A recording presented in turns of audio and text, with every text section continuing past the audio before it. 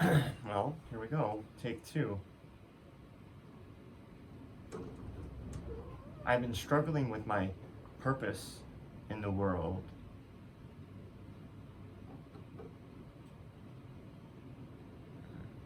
I think Jeff Bezos alluded to once that your purpose finds you. And now I'm saying this, it's the culmination of all of your experiences and tailored knowledge that you've acquired, things that seem to be specific to your mode of being, your interests, what you think about compulsively, what you just find yourself lost in, or what you find yourself noticing throughout all of your life, eventually folds into your purpose. I've had these events throughout my life where the intensity of the experience has built and built and built, and it's led to these profound moments of realization.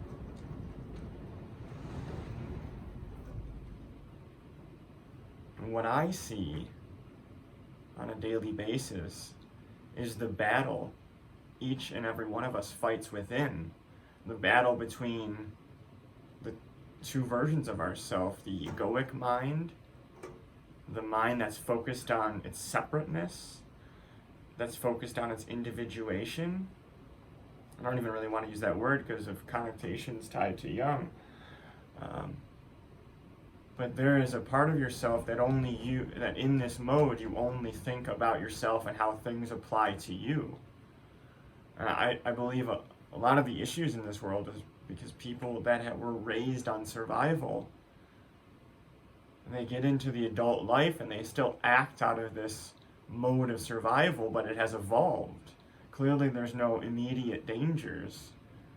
Well, in the sense that, there's no lion that's going to rip your face off when you go for a walk to take a piss.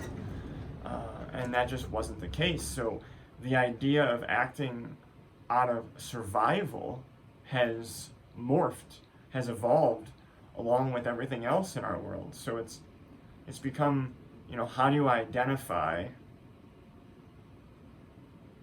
an individual that's acting out of survival? Well, my first thought is they'll always act from this place of themselves. Every action they make, even down to holding the door for somebody, they just won't do it because at the far reaches of their mind, they are only concerned with themselves, but not because they're selfish idiots or selfish assholes that lack the realization that we are all one unit, we are all one being focused from different points of view, and the fact that our details are different in our lives give us the illusion and the feeling of separateness. I digress. My point is, where I was going with the whole survival thing, is people don't even realize it. What I think my work will evolve into, because it's almost as if I'm discovering it in each one of my days. I can see a generalized structure of what I care to talk about, but I feel like I'm discovering it still. And I guess one of my goals, this is Pooch, by the way, everybody, that's Pooch. Hi, sweetie. I want to help. Ow! Why are you biting me, man? These are the weird events that I'll talk about. We won't go there now. Something has to be done to help the masses see themselves. So many people walk around and misperceive the information that they absorb from their experience as a separate individual. And what I mean by that is you can catch yourself, if you condition yourself to do so, or if you just take conscious attention to it, moments where someone else's behavior or actions evoke an emotion within you. And it's so easy to dismiss it and blame whomever the individual is causing this reaction within you. But the illusion is everything's you. And I want to try to define that for somebody. It's all about what occurs to you in the moment, the thoughts that appear in your mind, which are coming from certain spaces within. Right now, I've narrowed it down to an egoic space, a separate individual that's main focus is survival. It's a byproduct of this vessel, the fact that we are separate in this world. This is a tool that we have at our disposal, but we've allowed it to control us. It's enslaved us. It has been exploited, and we've been leveraged, and we willingly indulge ourselves in it and blame everybody else. What I was getting to with the people who evoke feelings of rage, for example, they're reflecting back at you something that you reject about yourself or are just completely unaware of. This is one dimension of it. Terence McKenna talked about this transcendental object at the end of time. And there's something coming. That it's the end goal for every planetary species. And it sounds very out there, but the first thing I'll say is there's always a difference between the information you're getting and how you interpret it. When I say the word God, 10 years ago, I would have shut down immediately if someone started talking about God to me. And now I realize that the word God is more of a metaphor. Or, at the time, I had a corrupted understanding of what someone meant by God. And now I understand that God is our reality, and it's the actions or the events that transpire in front of us. And when they work out in our favor or something miraculous happens, it's easy for people to say, God did this. God is a term people use for the happenings in reality, the situations you find yourself in that seem to have come out of nowhere, and you're a different person because of this event. There's the potentiality for it. And what I'm going to try my best to do in these videos, which are not going so hot right now, I might add, I'm going to try to identify what it means to interact with yourself. I feel like we are battling many fronts in our life. We have this inner battle between the good and the evil. We have this battle as we navigate reality between what we know we should do and what we want to do. And that's an example of, your higher self and the egoic part of your mind that only looks out for your own self-interest.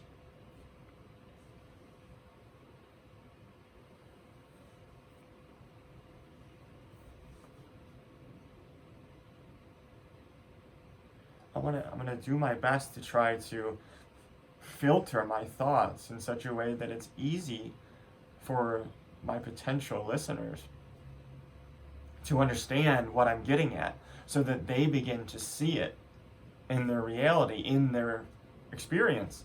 Because the more that you do this, the closer you can get to the immediate, what does Terence call it? The feeling of immediate present. All these spiritual teachers, they preach this one thing, which is the power of being in the moment. But it's not just so easy to just say, I'm in the moment. Because at the beginning of at least my journey, there's all this chatter going on, And I wasn't even aware of the chatter. That's why when someone speaks about, meditation or learning to view your thoughts from a detached third-party perspective, you really have no idea what the fuck that means. Because it's hard to identify the experience with the explanation.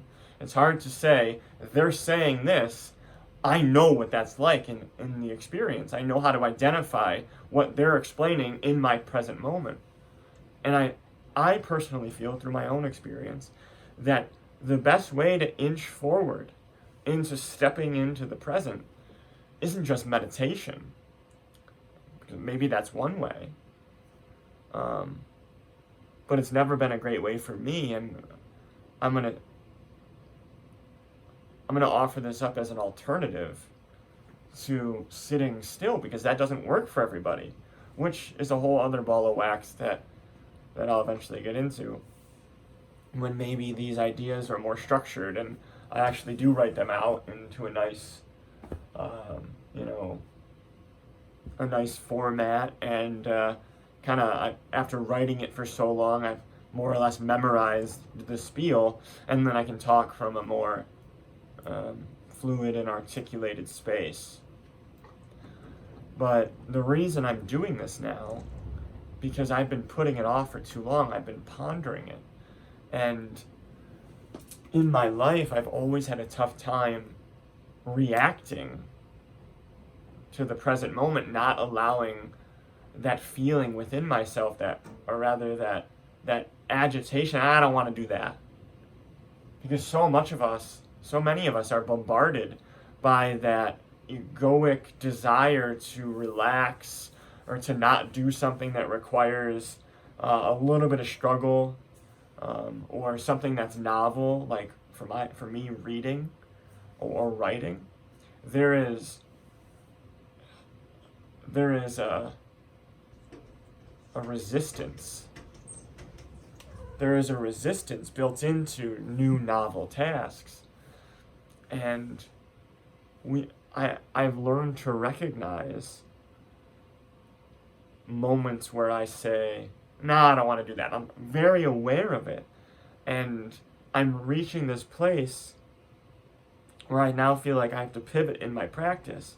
And now I must learn to react to the desires that arise within me. Because all thoughts are, all experience is, you, from a point of observation, witnessing energetic responses of your being, so to speak, responding to your environment in the present moment. You see something like the dishes and you think, do the dishes. It would be an act of self-love. Do the dishes. I don't want to do the dishes. I'm going to do them later. And then they build up and they build up and they build up, which is sort of like a negative energy reservoir. And now in the back of your mind, you have all this shit looming, because I'm sure if you're doing that with the dishes, I'm sure it's not just the dishes, but vacuuming the carpet, making your bed, dusting your desk. These are all things that we have a tendency to put off, not realizing that had we just done what we know we had to do in the moment, our inner experience would be much more fluid, and we wouldn't feel that that weight on us, and it hangs out in the background, and we're not conscious of it. But everything that you do, every choice you make, either adds what you could consider to be a positive reflection of yourself. No, you need to please stop. It's so weird. When my cat always freaks out. She always starts acting a fool when I get into a state of being where I'm doing something that I know I need to be doing. And I've often thought that cats reflect back at you something energetic about your being. She was like a blank slate when I first adopted her. She was, almost stillborn. She just didn't move, and I get it. She was probably scared. New environment. She was one. But over the course of a week, or 2 weeks, her personality completely changed. And the kicker, and they'll realize that what I'm trying to get at is she's identical to my last cat. I mean, their behavior, their mannerisms, they're all the same.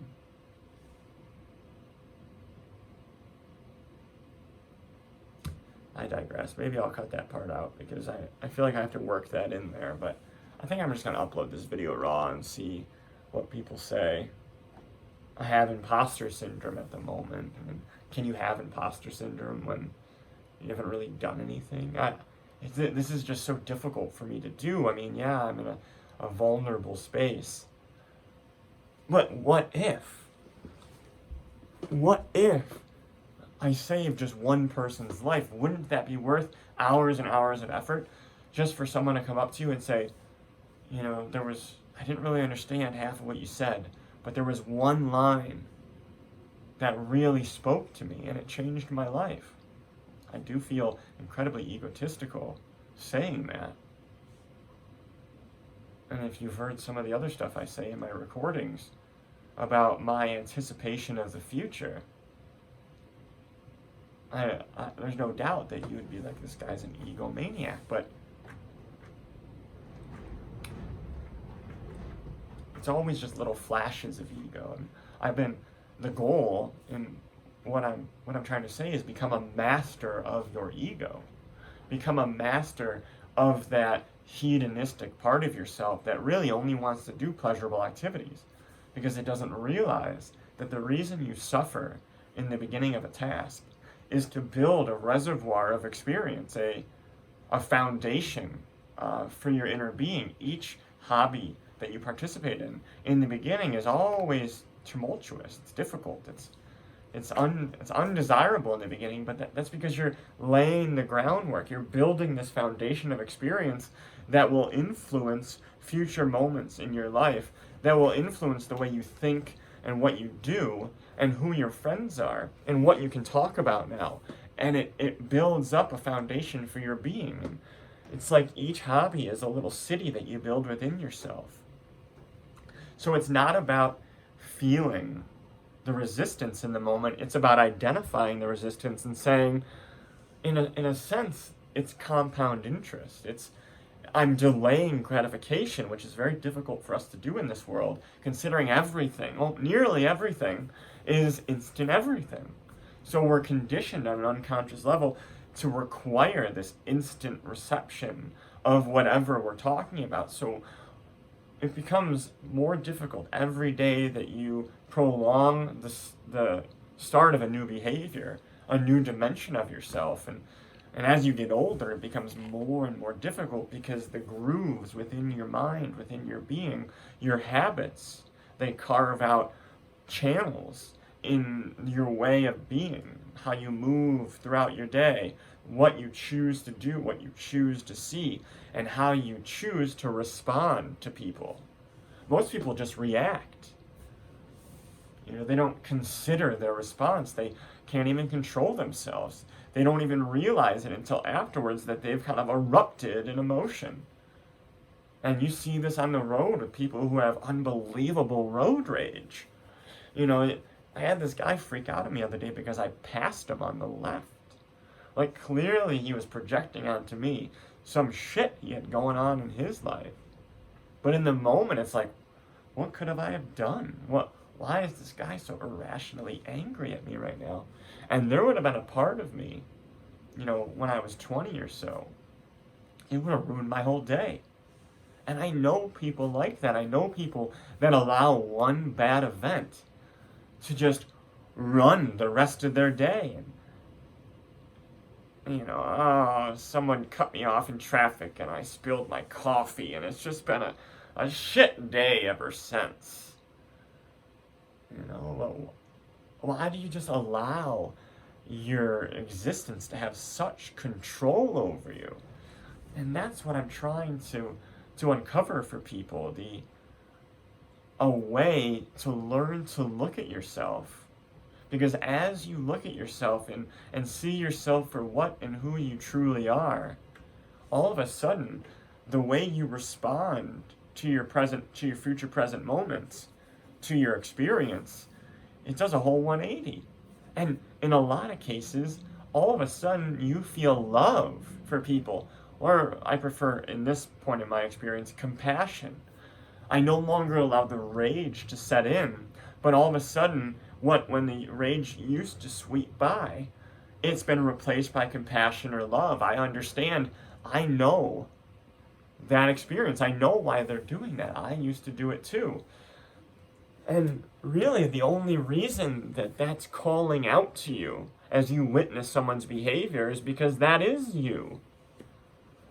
No matter what you see, unless it's a considered perspective, the information that just kind of presents itself to your awareness, the real you, is just a reflection of you and of your past experience. Our childhood, our conditioned experience, is a circuit board of sorts. Everything is kind of out of whack. It works, but because the circuits are all out of place, you misperceive the information as you receive it. The information that presents itself to you presents itself to your awareness, which in the beginning you just call just what it is. I mean, what are you talking about? That person, cut me off, and clearly they're a prick. There's no way around that. Clearly, they're the prick. Not realizing that you do that all the time. But it's acceptable when you do it, because it's your experience. It's you, after all. People don't realize that type of behavior creates all this negative spectrum of experience within your present moment. And it can help, or it can hurt you and shape your day. And if you allow it to cascade, tumble, if you allow it to get momentum, you won't know it, but it'll be the cause of some terrible event that happens in your day. Because in a sense, we are attracting to us the events that match our baseline, or whatever experience or sensations we're perceiving or we're going through in that moment. I always notice whenever I'm agitated or just in a bad way, homeless people come up to me out of nowhere and they bother me for money. And I don't just mean, hey man, can you spare $1? I mean, yo, you got any money? I hand them a 5. I see a 20 in there, let me get that. And there's nothing else that turns me off so much than somebody who's pushing that envelope. I gave you $5. You don't know me. You don't know what I'm going through. And yet everybody pretends that they do. They're so certain about their perceptions of situations. Christians would say certainty is a manifestation of the devil. And I believe that to be true. It's just my initial perceptions of what it means to be, what the devil means and what God means, were totally out of whack. We willingly absorb information from pop culture and society that structure this perspective within ourselves, as opposed to just letting ourselves build that perspective. Yes, an argument can be made that it's, unavoidable, but at least then figure it out. Figure out that that's how the game's played. So it's up to you as a responsible adult, to address the structure of your innermost being and realizing that the way you view the world and the way you interpret information is probably all fucked. People don't realize what they give up by watching television. And I love TV. I used to, and now all I see is the programming. Out of all the ways they could have scripted this story, The Big Bang Theory, constantly, every interaction that, the friends are playing against each other, they're shitting on each other, they want each other to fail. And as a child watching that, you unknowingly perceive it as accepted behavior. That's how you how you interact with your friends. You know, and I think this is an unfortunate byproduct of the content medium. And, you know, I think, you know, it sucks because it's like, you know, well, that sells, you know, that's what people like. That's what's interesting, is conflict, and I get that. So I guess what I want to preach, or what I want to spread, is create the awareness behind what you give up by consuming television. And television is the opioid of the masses. It really is. I mean, it's difficult for me not to watch TV. It's a compulsion. I sit down with my spaghetti and I want to watch TV. It's something to do because I get to turn myself off. And I just get to be a recipient of all these symbols, images, and ways of being. You know, that unknowingly, at first at least, or initially, influenced the way I interact with the world, the way I choose to respond to people. But you see, the way you choose to respond to people acts as a voting mechanism or an alignment mechanism. Each and every moment that you make a decision, how you choose to respond to someone's questions, or what you choose to do when someone confronts you, it can either help you or hurt you. If you act from this place within yourself that you know to be the best possible decision you could make in this moment in time with the information that you have, you are, in a sense, projecting that intention out to the bigger part of yourself, because we're under this impression that the outside world is separate from us. But I want to entertain you I want you to entertain the thought that the outside world is, in fact, an opposing version of ourselves, and what goes on in our awareness and how thoughts unfold can be correlated with events and how you're perceiving the events, that's the important part, in this moment in time. And how the thoughts that arise within your awareness as you're living your life, how those thoughts interact with your current experience. I didn't want to get on that because I think that should be a whole thing, and you know, I got all excited, so I lost my train of thought, which will happen all the time, which makes me think that when I continue to do this, I really shouldn't do it live, or maybe I can do it live after I get the hang of it, but for a little bit I'll have to edit these together, but that's no fun. I mean, what I was saying is the goal is to align yourself. Woo! It's just that. To align yourself, and you can align yourself through your actions. Meaning if your whole day is filled with moments or decisions you make that really magnifies your selfishness, even though you know you should have picked that cereal box up for the lady. This is a bad example. You didn't, and you let her struggle. And for a moment in your mind, you're going to feel guilty about that. And in that moment, you put out into the world, I don't give a fuck. I saw the opportunity to help someone. I just didn't feel like doing it. Nobody helps me. But if a generation of people got over the whole, nobody helps me, I had to do it, and started helping their children and random people, I mean, you would send a shockwave through all of history. I don't know why I said that. That doesn't really make any sense. What I'm getting at is each and every action that you make either throws yourself out of or into alignment. And as you get more and more aligned with yourself internally, acting from the place that you know to be true or you know to be the best possible decision, life begins to flow effortlessly through you.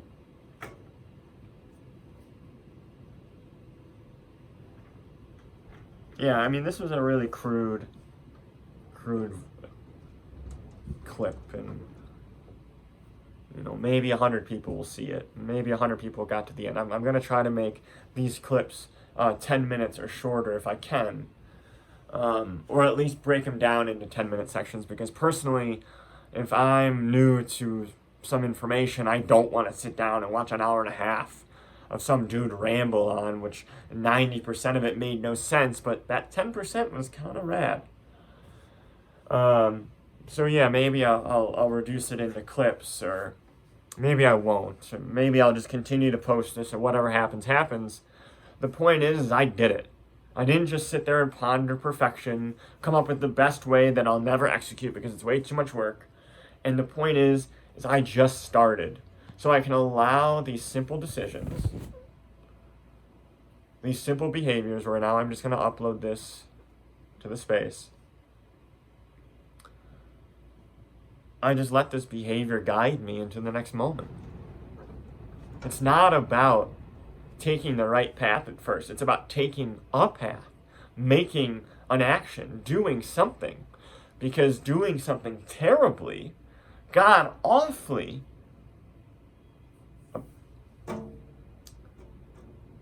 is better than doing nothing at all.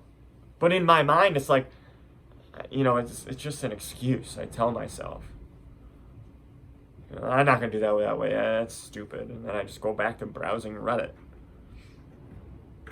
So at least I did it. That's what I'm trying to say. And maybe it'll go more traction than I think. And maybe I'll have 100 followers by the time I release my 5th video. And even saying this, I don't like saying nobody's going to like this, because I don't want to speak that into reality. I want to knowingly accept the fact that my work may help hundreds of thousands or 1 million people. But that's a very outlandish expectation. But if we do get to that point, there are so many experiences that I've had internally that will have come to fruition. And that'll be huge. For everybody, not me. Because it'll imply something about... I don't want to go there yet. I have to be very careful what I decide to say, because I don't want to categorize myself in any which way. Anyway, if you made it this far, thanks for listening. Until next time, I'll do something more corny next time. Okay.